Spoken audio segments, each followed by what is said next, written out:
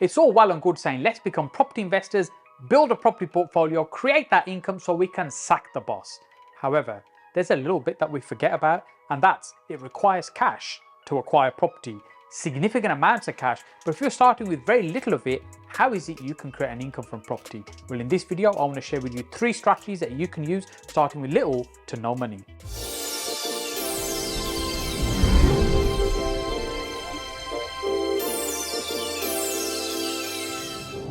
If you're watching my videos for the first time, my name is Saj Hussain, and on this channel I share with you my 15 plus years of property investing experience to ultimately help you get further faster in your own property business.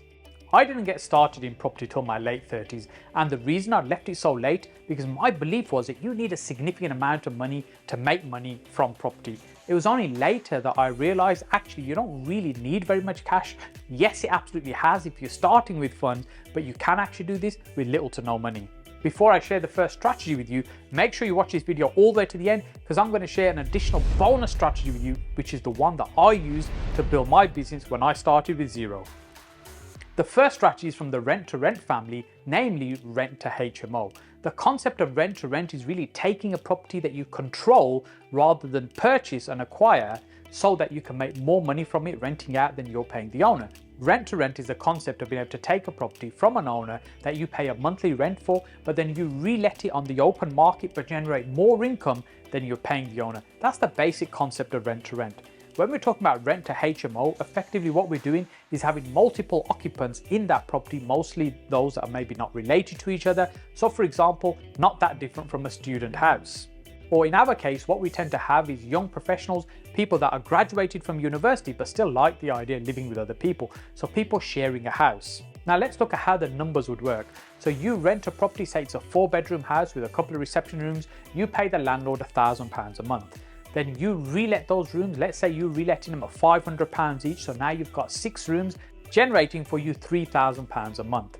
From that £3,000, you take £1,000, you pay the landlord the rent for the property, then you'll have costs to run the property, for example, your gas, electric, water, council tax, TV license, internet, cleaners, gardeners, management, some maintenance. All of these things have to be factored in, and in this example, we'd probably allocate about £1,000 for those costs, and then that leaves you with about £1,000 profit. So that's £1,000 profit from a property that you don't own, but simply control to generate profit. Now, let's say you set up 3 properties in this way, you would be generating about £3,000 a month profit. For most people, that's more money per month than on average they would earn in their day job. When I'm sharing this concept for the first time with somebody, the most common response I tend to get is, why on earth is somebody going to give you their house for £1,000 when they can go and rent it themselves for £3,000? Well, there's a number of reasons that might be the case. I remember when we first started doing this, probably about 8, maybe 9 years ago now. At that time in Birmingham, particularly, there was a change happening in the student property market where a lot of new build student properties were being built, purpose-built student blocks, and more students were moving into those properties. But of course, there was already a lot of student houses that now started becoming a little bit redundant, especially those ones that were a little bit further away. And so what we were doing is going to those landlords and say, hey, look, you've got this empty property, you've missed the student cycle, i.e. they've started the academic year, you've got no tenants for this, it's already up and running as a compliant HMO, it meets all the licensing and regulatory requirements. But either they didn't really understand the other market because all they knew was students, because that's what they used to do, or alternatively, they were really just not interested in trying to do something different from what they were already doing previously. But clearly what they were doing previously is not going to work because the market has moved on. So essentially we would agree to take that property on for a number of years from them and pay them a fixed payment each month. Now sometimes we would pay a little bit more than the market rent, especially if it was a nice house. Other times we'd be paying a lot less than the market rent because maybe we need to tidy it up and improve the property.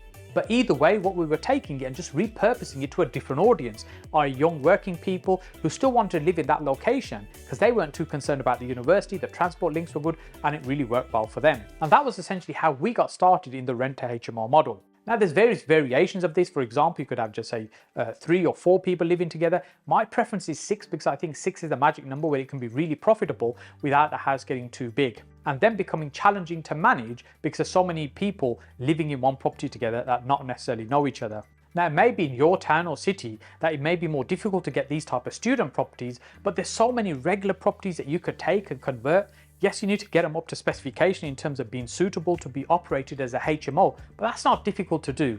and the rewards that you'll get are absolutely outstanding. If you want to learn about rent to HMO in a lot more detail, then I'll link up a video up here for you, because we have over 300 videos on the channel, really just to help you with your property investing journey, and there's a number of them just on the rent to HMO strategy. If you're enjoying this content, really help me out if you click on that like button, but pop in the comment section below, what is it about this strategy that appeals to you?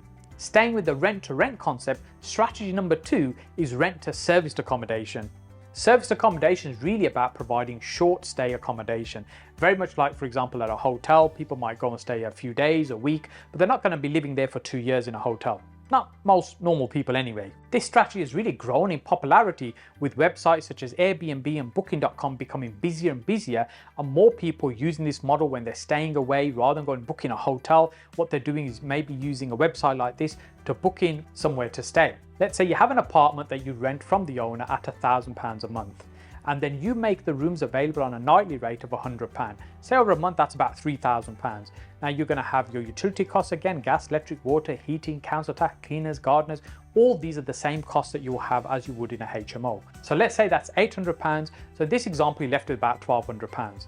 So could we say that service accommodation is more profitable than a HMO? Well, really it's not that simple. There's more to it than that, because within service accommodation, we've got to look up at the occupancy levels. We've made an assumption that you're going to be having somebody staying with you pretty much every night. However, it's likely your occupancy levels may be in the region of about, say, 80%. In our business, we tend to run between 90 to 95% occupancy. Then there'll also be changeover costs each time a guest moves out and a new one moves in. You've got cleaning costs to do, you've got replenishing of tea, sugars, soaps, things like this. All these little things add up in terms of cost. So your cost base is really different in service accommodation than it is to a HMO. And in a HMO, effectively what you're doing, you're looking for larger properties where you can have more people in there paying you a higher rent each month. Whereas in service accommodation, what you're doing is effectively making the property available on a nightly basis, so you can increase the rate that you charge per night, but overall bring in more income. So the models are actually slightly different. Now, both of these strategies require some effort on your part, but again, the rewards are absolutely phenomenal if you're prepared to put the effort in. So you might be wondering right now, does this particular model of rent to service accommodation work anywhere in the country? That's a great question. The easiest way to answer that is, if you're looking in a particular locality, look to see if there's a hotel nearby. If there's a hotel, they're already providing short stay accommodation. They've done a lot of the research for you. They've found that there's a demand for people want to stay in this way, which is why that hotel exists. Then of course, there'll be different grades of hotel. You'd have a 2-star, 3-star, 4-star, etc., etc. And what that means is that they target a different type of audience. Just like with our HMO, maybe there were student housing originally and we targeted young professionals. In the same way, in the short stay sector, there'll be a different types of guests that you can target. Some people might be using this accommodation for leisure purposes because they're traveling, they're visiting local tourist attractions, for example. They might be there for an event of some sort. And other times people are traveling for work purposes because they need to go and work in a certain location. And that tends to be our core market. So software engineers tend to be a core type of guest that stays within our properties. For example, it might be working with a local company where we provide accommodation to, say, 20 of their engineers that need accommodation for, say, 3 weeks because they're working on a certain project. Now, people staying short stay will have their own home, their permanent residence already. This is a temporary accommodation for them away from their main home.